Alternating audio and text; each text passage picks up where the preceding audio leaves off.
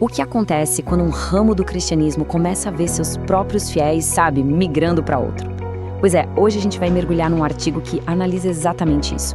Uma importante revista protestante soou um alarme sobre o que eles veem como uma onda de conversões ao catolicismo. Vamos entender o que está por trás dessa história. E o ponto de partida é esse aqui. Vem da revista protestante American Reformer. O artigo que a gente está analisando destaca que a revista fez um apelo, e a palavra usada é urgente, para os seus líderes. Motivo? Uma percepção clara de que tem um número cada vez maior de crentes se convertendo à fé católica. E claro, isso gerou todo um debate interno que a gente vai desvendar agora. Bom, para a gente entender essa questão a fundo, nosso roteiro vai seguir a linha de raciocínio do artigo original. Primeiro, o tal alerta protestante. Depois, vamos falar sobre a voz pública católica. Na sequência, o ponto central, o ponto teológico, a Eucaristia. Aí a gente vê como o catolicismo é visto como uma âncora em tempo de crise e, para fechar, o debate que o artigo diz que é inevitável. Então, vamos lá, começando pelo primeiro ponto, o alerta protestante. O artigo faz questão de mostrar que isso não é um caso isolado, É uma preocupação real dentro de alguns círculos protestantes sobre o que eles mesmos estão chamando de uma onda de conversões. Tá, mas e qual seria o motivo disso tudo, segundo o editor da revista que o artigo cita? A resposta, olha só, não é política, não é cultura, é algo bem mais profundo, teológico. A força renovada da apologética católica. Apologética, para quem não sabe, é basicamente a defesa racional da fé. E o artigo aponta que o grande foco dessa defesa tem sido a doutrina da Eucaristia. E isso nos leva ao nosso segundo tópico. Como é que essa força se manifesta no dia a dia, no debate público? O artigo defende que existe uma diferença bem grande na forma como as duas fés se apresentam hoje. Para deixar o ponto mais claro, o editor da American Reformer cita nomes. O artigo menciona comunicadores católicos conservadores como Jack Posobiec, Matt Walsh e Michael Knowles. Eles são usados como exemplos de vozes que estão ganhando um espaço bem significativo na discussão pública. Agora, olha que interessante esse contraste que o artigo faz. De um lado, a fonte fala de uma certa fraqueza protestante, que acaba virando o silêncio, uma falta de referências mais firmes. Do outro lado, descreve uma voz católica que fala sem rodeios de sua fé. O argumento aqui é que essa clareza, essa confiança, estaria sendo um fator de atração. E isso nos leva direto para o coração da discussão teológica.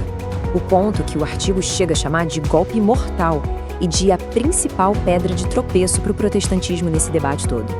Essa aqui é uma citação direta do Mike Sabo, o editor protestante. Ele acha ridícula a ideia de que a grande diferença, o ponto de virada, seja o fato de o catolicismo ter o sacrifício da missa, a presença real na Eucaristia, enquanto o protestantismo teria, nas palavras dele, apenas símbolos vazios. Ele basicamente rejeita essa ideia de forma bem contundente.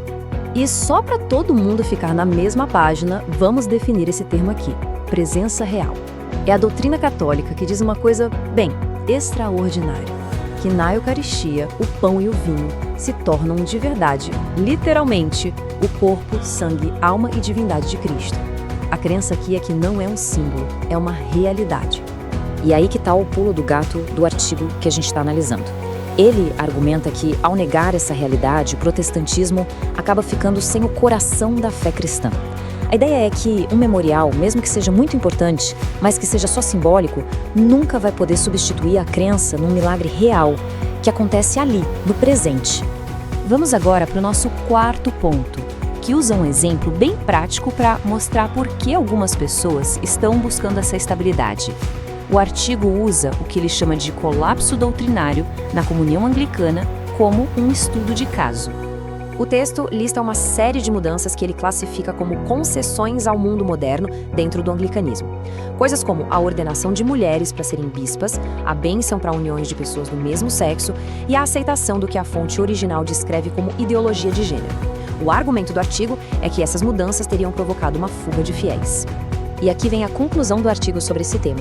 Mesmo admitindo que a Igreja Católica tem lá suas próprias crises, e não são poucas, a fonte a descreve como um farol. Ou seja, ela é vista como uma âncora de estabilidade na doutrina, um porto seguro para quem procura uma fé que não fica mudando conforme as tendências da cultura. Com isso, a gente chega na reta final da análise. O artigo conclui que tudo isso junto forma um desafio fundamental. Um desafio que, na visão dele, o protestantismo simplesmente não pode mais ignorar. E o artigo vai além. Ele diz que o medo real por trás daquele alarme da revista protestante não é só perder influência ou o espaço público. É algo muito mais profundo, quase existencial para a fé deles.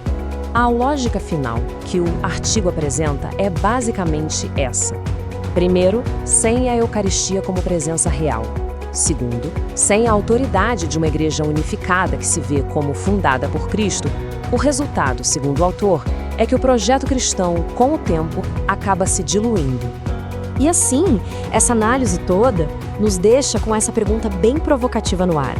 A fonte questiona se um projeto cristão consegue, no longo prazo, se manter de pé sem esses dois pilares: a crença na presença real na Eucaristia e a estrutura de autoridade da igreja.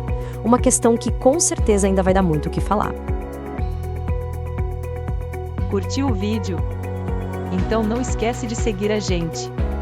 Já deixa o seu like e compartilha com os amigos. A gente agradece demais.